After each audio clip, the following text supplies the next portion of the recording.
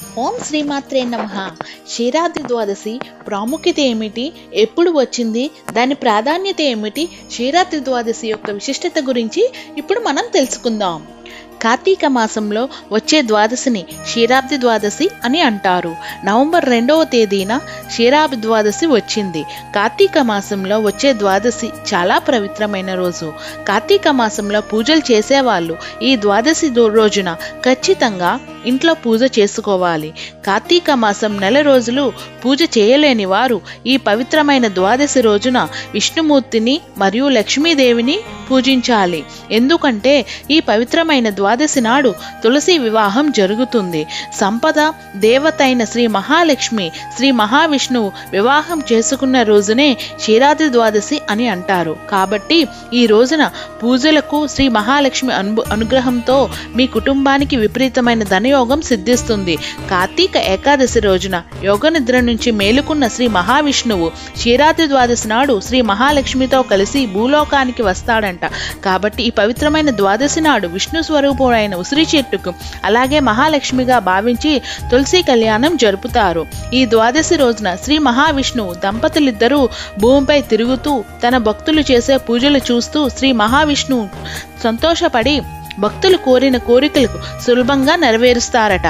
కాబట్టి పవిత్రమైన క్షీరాబ్ది ద్వాదశి నాడు ఎవరైతే ఇంట్లో పూజ చేస్తారో అలాంటి వారు జీవితంలో డబ్బులు లోటుండదు, జీవితాంతం అష్టైశ్వర్యాలతో జీవిస్తారు.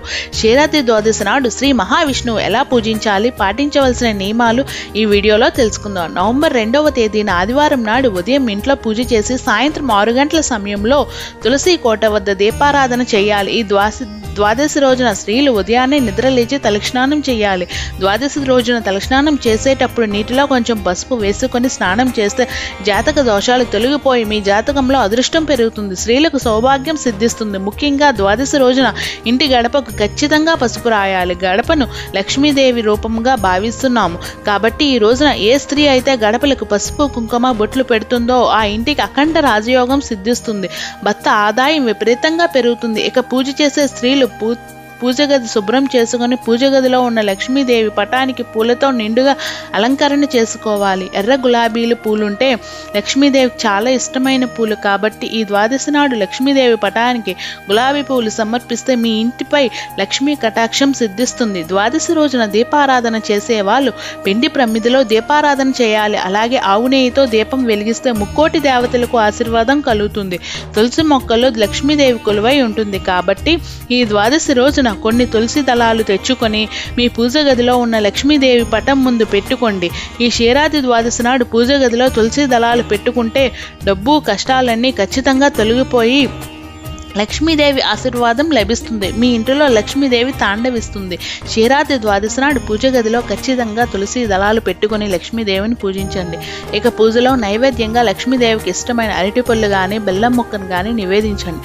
ఇంట్లో పూజ చేసేటప్పుడు ఓం నమో భగవతే వాసుదేవాయ అనే మంత్రాన్ని 21 సార్లు జపిస్తే మీ కుటుంబానికి సిరి సంపదలు సిద్ధిస్తాయి.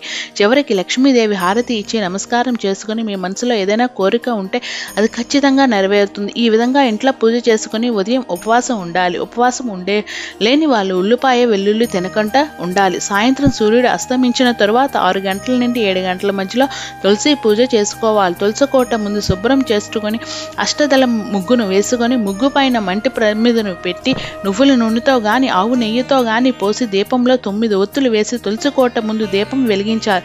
ఈ క్షీరాబ్ది ద్వాదశి రోజున తులసి కోట ముందు 9 ఒత్తులు దీపం వెలిగిస్తే మీ కుటుంబానికి భోగభాగ్యాలు వర్తిస్తాయి. అలాగే ఈ ద్వాదశి నాడు తులసి మొక్కను ముట్టుకొని తులసి చెట్టు 5 ప్రదక్షిణాలు చేసి మృత్యు దోషాలను తొలగిపోయి మీ కుటుంబానికి రాజవైభవం కలుగుతుంది.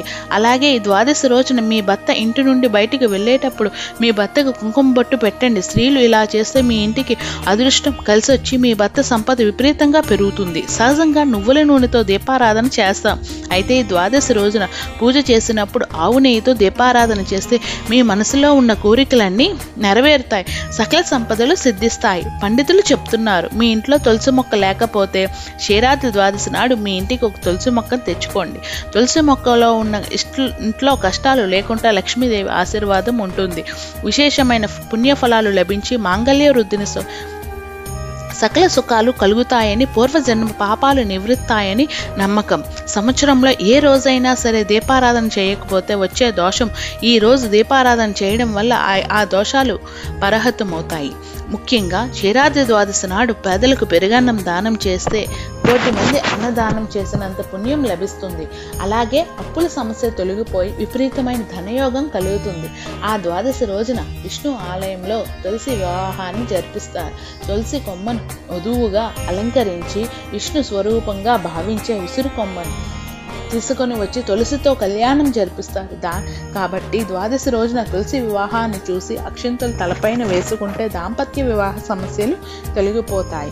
అలాగే ఈ ద్వాదశి నాడు సాయంత్రం సమయంలో గుమ్మానికి 2 పక్కల దీపం వెలిగించి పూజగది దగ్గర ముందు కూర్చొని వెలిగించి పూజగది దగ్గర కనకదార స్తోత్రం పఠిస్తే మీ కుటుంబానికి అనారోగ్య సమస్యలు లేకుండా జీవితాంతం ఆరోగ్యంగా జీవిస్తారు.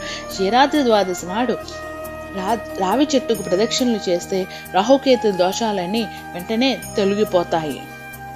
Please subscribe. Thank you for watching.